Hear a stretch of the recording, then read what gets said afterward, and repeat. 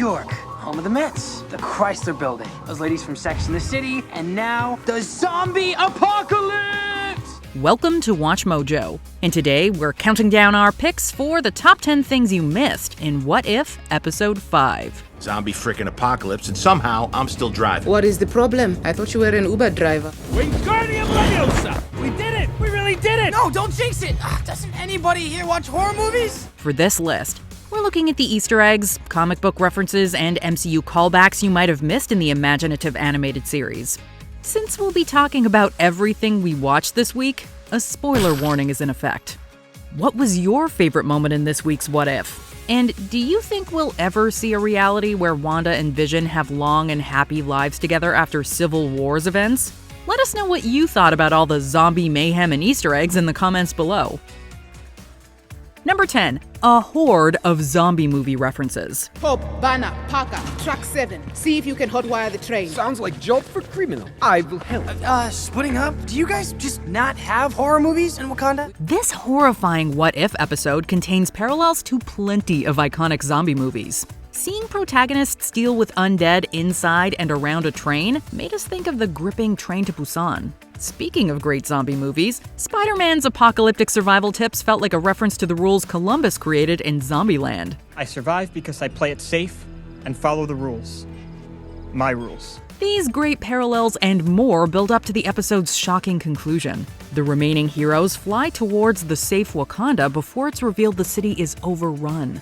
While a few zombie movies end this way, the episode's downer ending felt like a direct shout-out to 2004's Dawn of the Dead. That memorable scary movie concludes with survivors arriving at a place they thought was safe before discovering they were horribly wrong.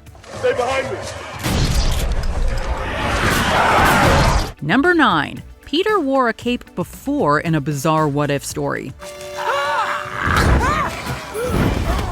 Heck yeah, cape! The Cloak of Levitation took a break from being the MVP of the episode to attach itself to Peter. Although we're still debating if he pulled off the look, we know for sure that it works better for him here than it did in another alternate universe story.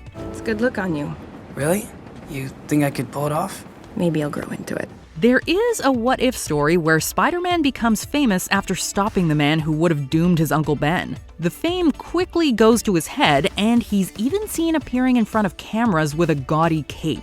Fortunately, this cocky and unlikable Spider-Man eventually ditches the extra fabric and starts doing some good. Maybe the webhead just isn't meant to continuously wear a cape in any reality. Hey, Peter. I think this is a cape. Number 8. Another giant wasp meets a terrible fate. Despite all the heroic acts Hope performs in this apocalyptic world, she still ends up infected. Heart rate's elevated, temperature's not going in the right direction. Then we both know what you have to do. No, not when we could be minutes away from a cure. She uses her remaining time as a human to get her friends to safety by growing big and carrying them forward. But the giant wasp eventually succumbs to the horde and infection. Hope! Hope! Whoa! Hope! Unfortunately, this isn't the first Titanic version of the heroine to meet a terrible fate. During the Secret Invasion storyline, Janet Van Dyne's wasp gets a tainted version of the growth formula. She discovers this after she and her friends start dying as soon as she gets big. Sadly, Thor has to take her life to stop her. If the live-action wasp ever grows to large sizes, we hope her story has a happy ending. Peter! Smile. Smile for me, okay? Number 7. Spider-Man leaves Easter eggs in his movie subtitles. Okay, step 3. Always aim for the head. It's the only way to kill him. Will you turn that off? Oh, I was just showing Dr. Banner the orientation video. During Spider-Man's hilarious orientation video, he includes a few blink-and-you'll-miss-them gags about several MCU characters. Peter describes Happy as a boxer in the subtitles. This was a great callback to his disastrous boxing lesson in Iron Man 2. Rule number 1, never take your eye off your opponent. Oh my God! Happy! After Happy's description, we see that Bucky's subtitle mentions the World War II vet is a heavy sleeper. That sounds like a grim reference to the fact that the Winter Soldier was forced to remain unconscious on ice for years. But the darkest joke of all comes when Peter describes Sharon Carter as a great eulogist. Although she admittedly gave a fantastic eulogy at Peggy Carter's funeral, we're not sure she'd appreciate Spider-Man bringing that up in the video. Even if the whole world is telling you to move, it is your duty to plant yourself like a tree, look them in the eye and say no. You move. Number 6. Happy and Sharon both have a history with armored suits.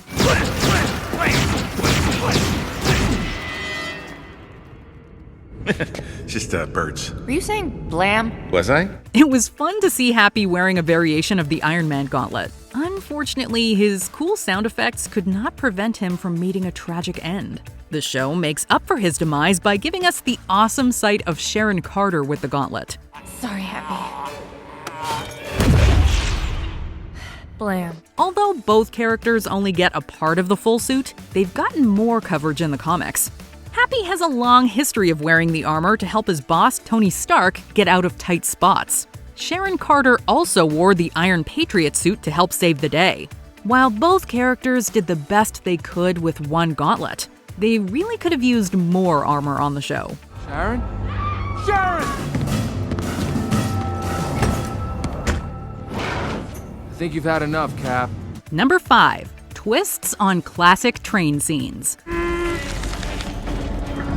Okay, come on, guys. I think I have about 4,000 pounds of thrust here. Hang in there, Peter. They're almost here. Okay, get ready to disengage the brake. On my mark. Both Spider-Man and Bucky have appeared in their own iconic train scenes, and the show managed to put spins on both their memorable moments on the rails.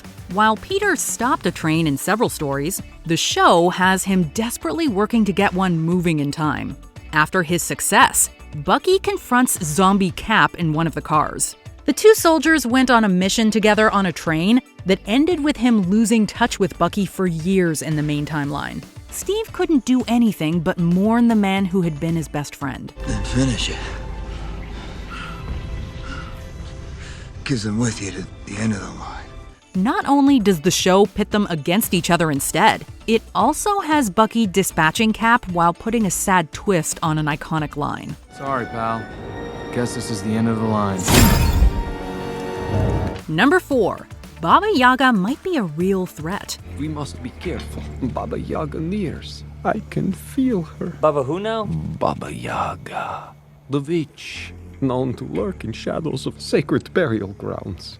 Upon seeing the zombified Scarlet Witch, Kurt immediately assumes she's the terrifying supernatural figure known as Baba Yaga. At first, his reference just seems like it's continuing a running gag from the Ant-Man franchise. Baba Yaga, the witch. They tell stories to children to frighten them. You know Baba Yaga? But Baba Yaga actually does have a history with the Marvel Universe. In the comics, she's shown up a few times to battle Avengers and other heroes. This magical villain often tried to consume the people she targeted. Since Zombie Wanda also wanted to munch on victims, we completely understand why Kurt called her Baba Yaga. And honestly, this insanely twisted version of Scarlet Witch would probably get along well with the scary mythical being. Whoa, watch out! She's a man-eater! Number 3. Not every hero in the show made it through the original zombie comics. While the episode definitely shared a lot of elements from the original Marvel Zombies story, it also had some pretty notable departures. In the comics, both Hulk and Spider-Man were members of the undead Horde. The show's Bruce seems to nod to that shocking Peter twist early on in the story. Don't eat me, don't eat me, don't eat me, don't eat me, don't eat me. Relax. I'm just your friendly neighborhood Spider-Man. Oh, yeah?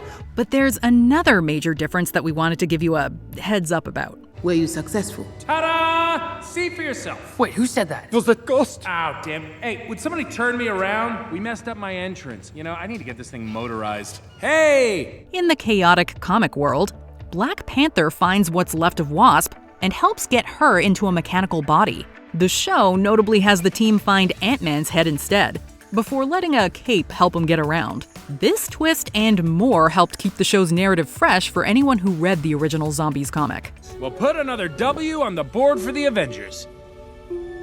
Go ahead, high five. It's okay, I won't feel left out. Number 2. Returning to Camp Lehigh. That location look familiar, Agent Carter? It's Camp Lehigh in New Jersey, SHIELD's first base of operations. It could have the equipment you'd need to fabricate a cure. Then we'll leave at sundown. All the surviving heroes decide to journey to Camp Lehigh in the hopes of finding a zombie cure. This location is a huge deal in the MCU. This camp is where I was trained. Change much? A little. Not only was Steve picked to become Cap after training at Camp Lehigh, he also discovered the truth about Hydra there. This significant location became crucial once again in Avengers Endgame. When the Avengers need the Space Stone, they travel back in time and go to Camp Lehigh to pick it up. The episode gives a nice parallel to the Endgame mission by having its heroes acquire the Mind Stone there. Camp Lehigh just seems like a magnet for major historical events in the MCU. I don't think I can lose another friend today. So, avenge us. Yeah. Before we continue, be sure to subscribe to our channel and ring the bell to get notified about our latest videos. You have the option to be notified for occasional videos or all of them. If you're on your phone, make sure you go into your settings and switch on notifications. Number 1. The zombies may shamble into another universe. No.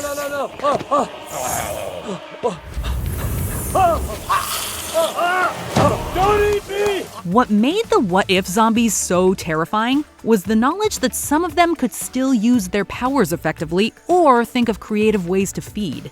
These intelligent members of the Horde could become a tremendous threat in the future. I don't get it. You cured the talking head, but not her? Her powers are too strong. They've resisted the treatment. The only course of action is to contain her and her hunger. There have been a few times in the comics where Marvel zombies run low on food in their own world. So they decide to find ways to enter alternate universes full of humans to munch on. Brilliant beings like the zombified Thanos could figure out a way to travel between worlds. And if he does, he could send legions of the undead into a what-if world we've already seen. Or the main live-action universe. What I'm about to do to your stubborn, annoying little planet, I'm gonna enjoy it. Do you agree with our picks? Check out this other recent clip from WatchMojo. And be sure to subscribe and ring the bell to be notified about our latest videos.